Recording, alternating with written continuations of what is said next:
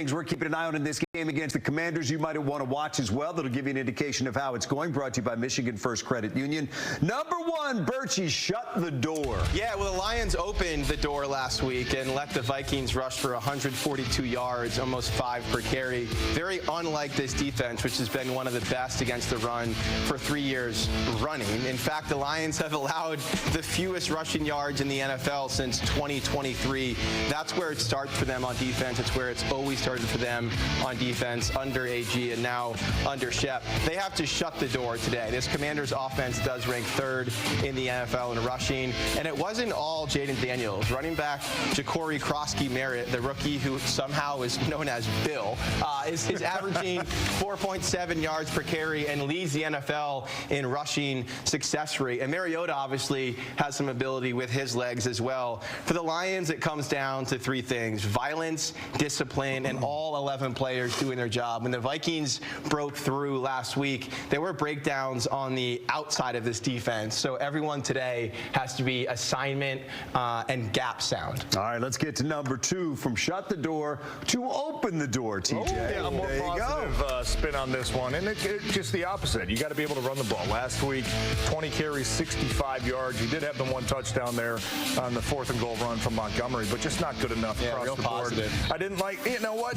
last week there was just way too much, I think, hesitation in the backfield from the running backs. It was kind of like, get the ball, let me take a couple cuts and go. Like, just get the ball and go. That's like this carry we see here from Jahmyr Gibbs a couple weeks ago. It's just straight downhill with speed, and you make the defense react to what you want to do. I thought, look, you have to do a much better job of blocking at the second level. That was a big issue last week against Minnesota, as Blake Cashman, I think, just made another tackle, Dan, how many times did we call his name? And the tight ends, I think, have to be a lot better. There was a lot of plays last week against Minnesota where you look at and you say, man, if we could have sealed the backside, or if, you know, Laporta, Brock Wright, that combination that you get on the front side, you could have held on a little bit tighter, finished those blocks. There's a lot of room up there. Washington, the 22nd ranked rush defense. They got some guys, too. Now, Bobby Wagner, 90 tackles on the year. We know what type of player he is. Averaging 10 a year. But if you can cover those guys up, there's going to be a lot of space in that Washington secondary to get some of those big runs going again. Number 3 things to watch: play Lions football. It is a lot of the things that we've been talking about here. It does mean run the ball. It does mean stop the run.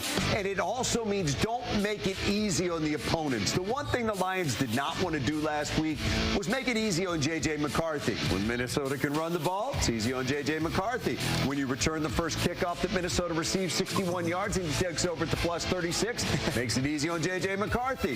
When he gets 3 possessions in plus territory where you're guaranteed points already and it turns into 17 to their 27, you're making it easier on the opposition. You can't do that. The Lions usually play sound football. Yeah. That's how they win. And one of their 3, if it's the offense, defense, special teams, picks them up. This week, somebody's got to pick them up. Maybe it'll be all 3. But get back to playing the way that you know Dan Campbell teams play. Take a break. Come right back. Much more coming up. We're glad you're with us. It is game day. Lions Commanders coming up a little bit later. You'll see it right here on Fox 2.